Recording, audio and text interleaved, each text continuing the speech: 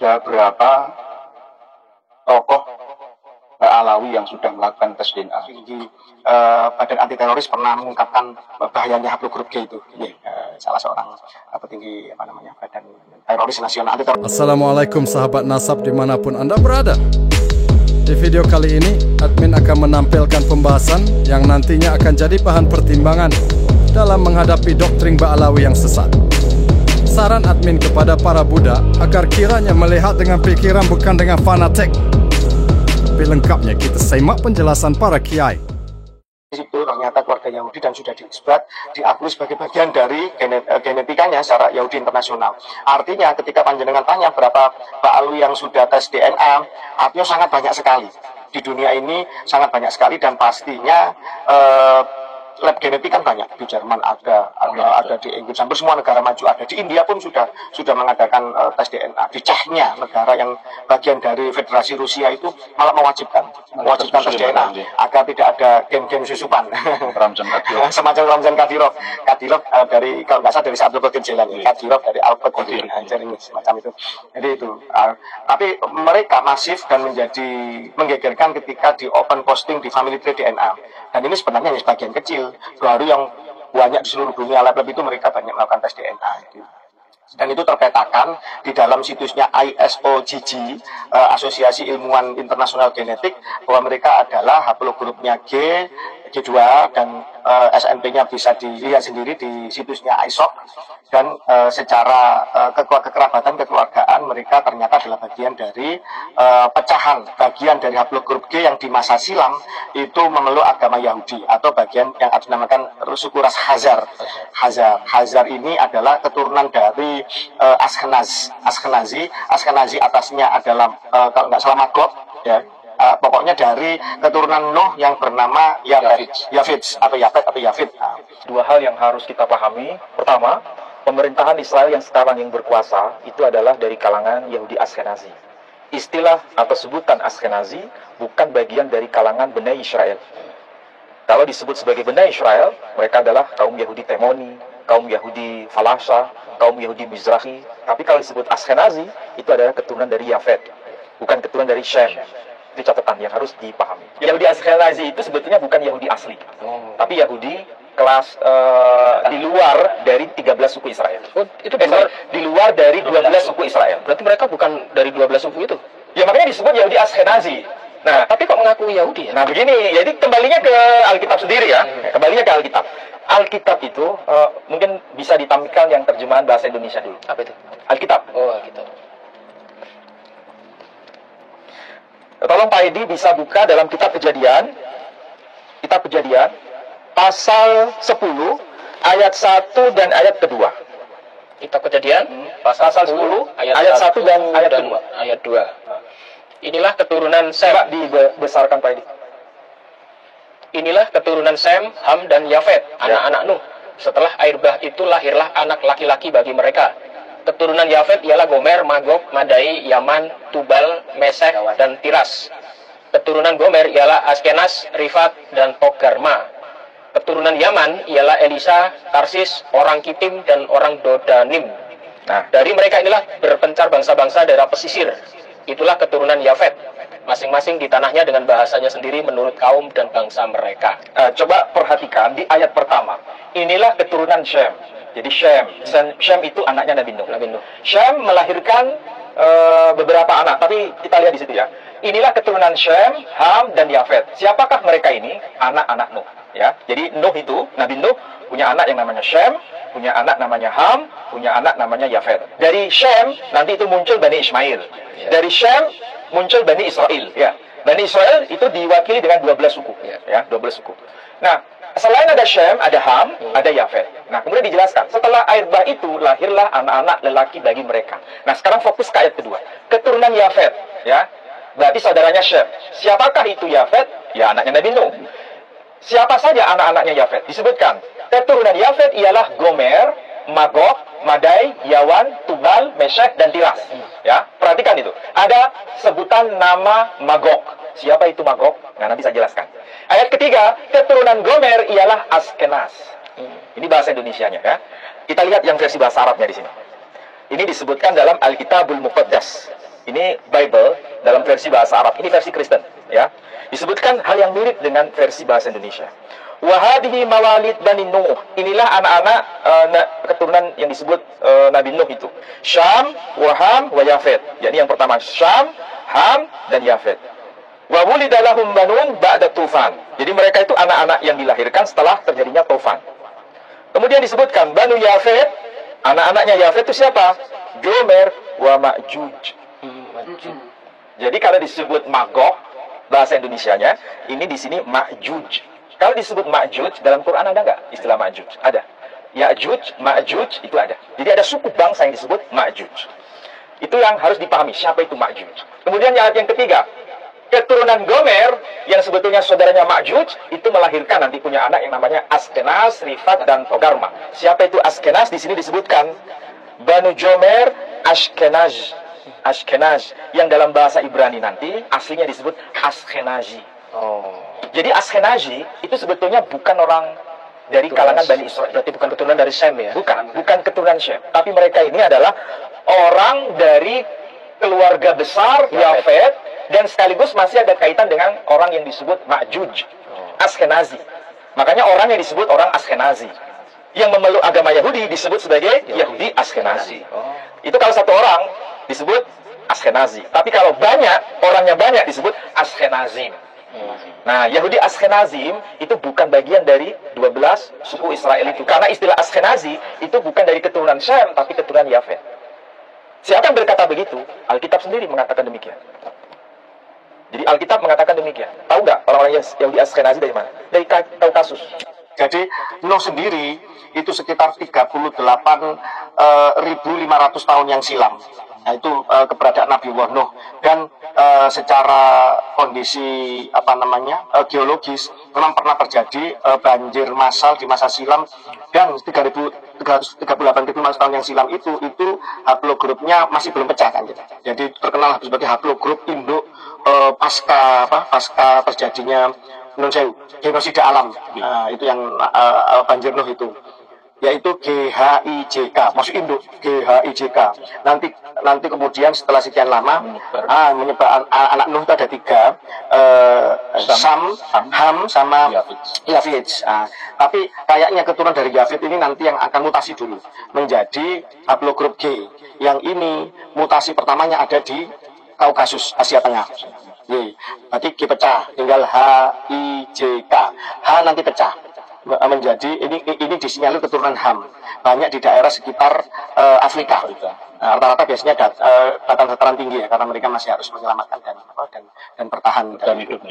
Kemudian IJK ini Sam. Sam ini IJK ini nanti I pecah sendiri, keluarga Inggris Raya ini haplogrup E. Tetapi ada kesusupan kanjeng. Pemimpin perang salib ketiga Richard de Lionheart, putranya Henry, ini haplogrup G. Pada keluarga Inggris Raya itu Salahuddin. Musuhnya Salahuddin Al-Ayyubi. Ini Richard ini memberontak pada bapaknya dalam sejarah. Jadi anak yang durhaka. Ini haplogrup G ini memberontak pada Henry. Yang keluarga Inggris Raya ini terkenal haplogrupnya I. Ya, kalau secara ilmu genetik berarti bukan anak kandung. Tidak tahu anaknya siapa. Ibunya kalau nggak salah putri Prancis.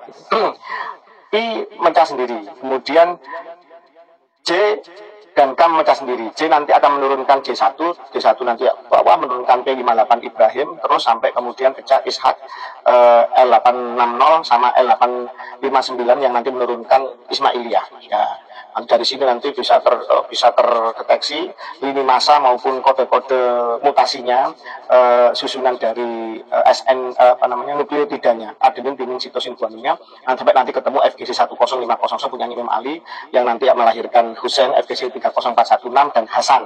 Hasan ini sementara kanjeng karena putranya 2. Jadi SNP-nya yang murni Hasan ini terbacanya bukan melalui SNP tapi STR, short tandem repeat, itu nanti bisa di browsing sendiri lah. Itu.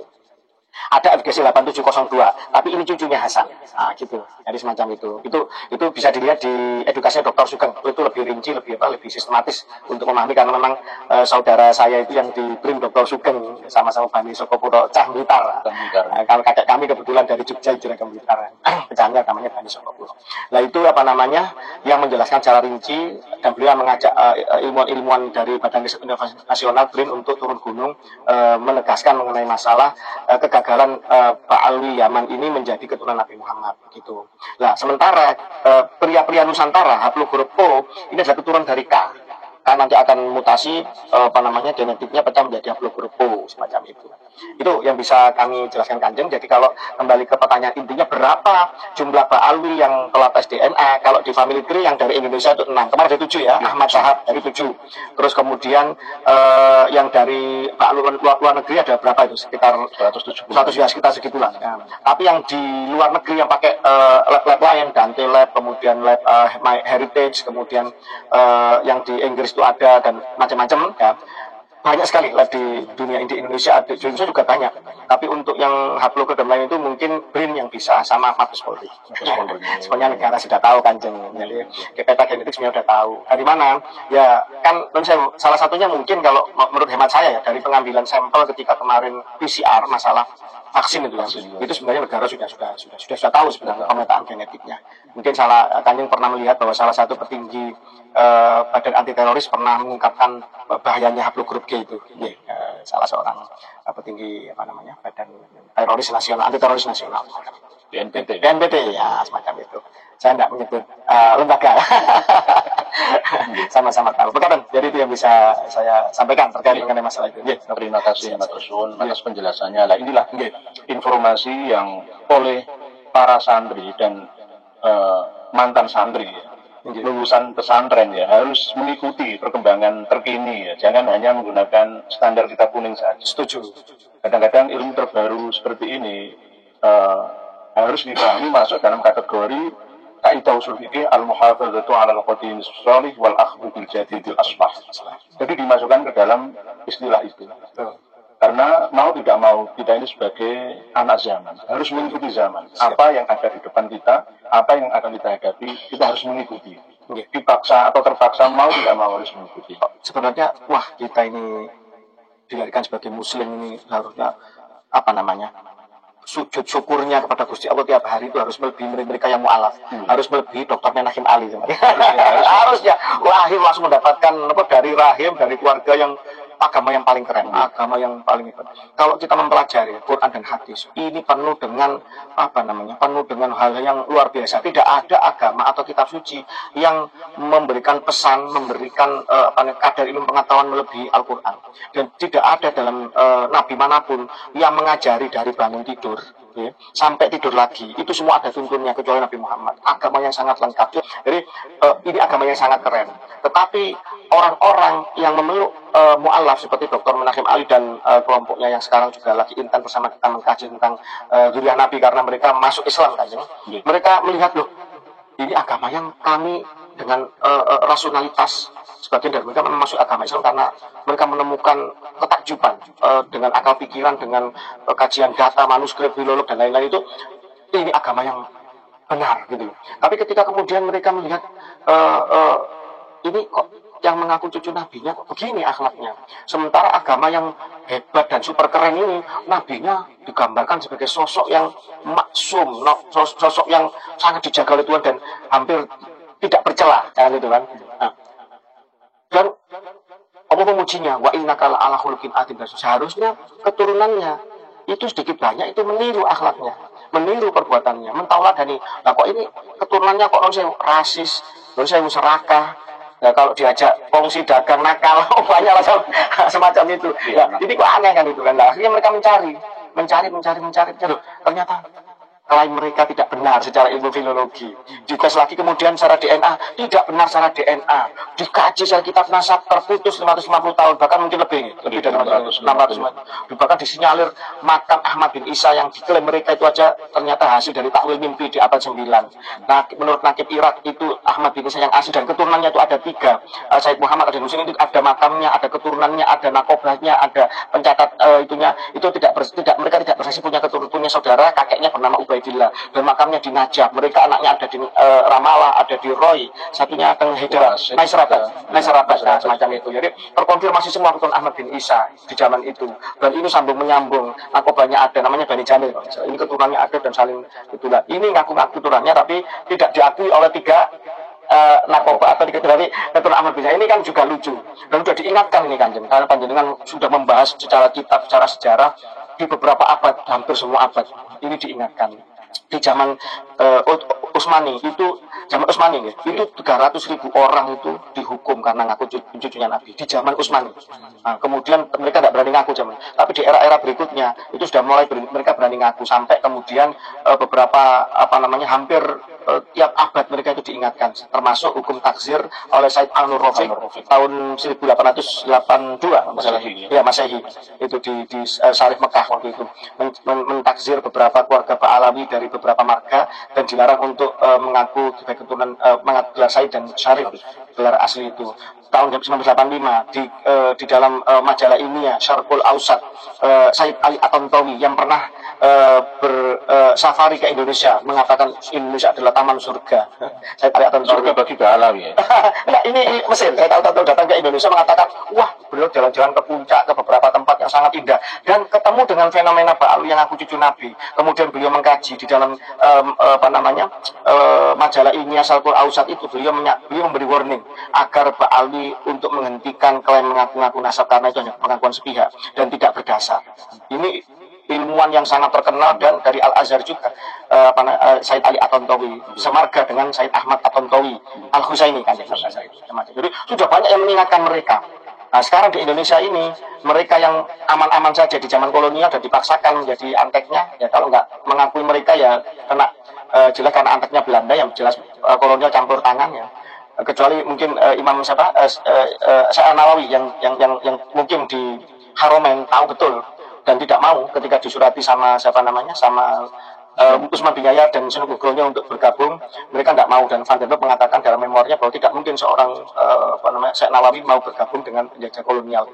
Nah, karena tahu bahwa Ba'alawi ini Sayyid palsu kan gitu. Kalau di Jawa Timur Sayyid Abdul Karim, cucu Sunan Ampel sampai diculik, dipenjara, disiksa karena tidak mau jadi mufti Surabaya, menjadi anteknya Belanda.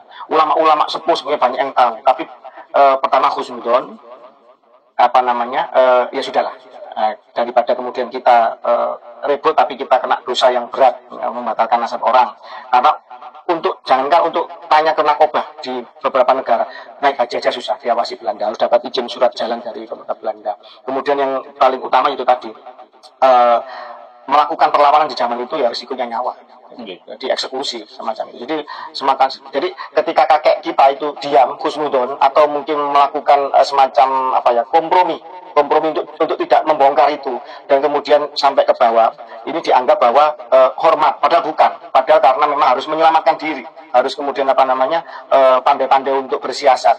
Nah ketika sekarang hubungan internasional sudah mudah, komunikasi sudah mudah, telekomunikasi sangat terbuka, kemudian informatika juga sangat mudah untuk mencari jejak dan lain-lain, termasuk sudah mengenai masalah genetik juga sangat gamblang bisa kita pahami.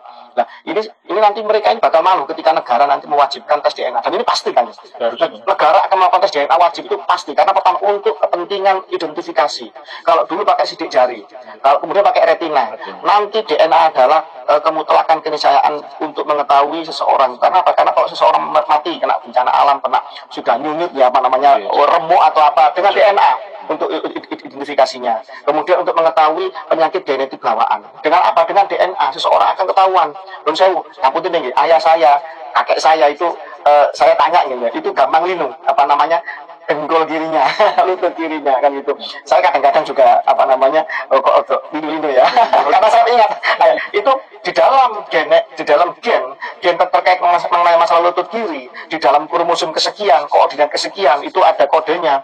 Ini bisa dirakit supaya lutut yang kemungkinan nanti ini akan mudah rentan keropos dan itu bisa dirakit, dipotong atau gimana supaya tidak linu-linu gitu.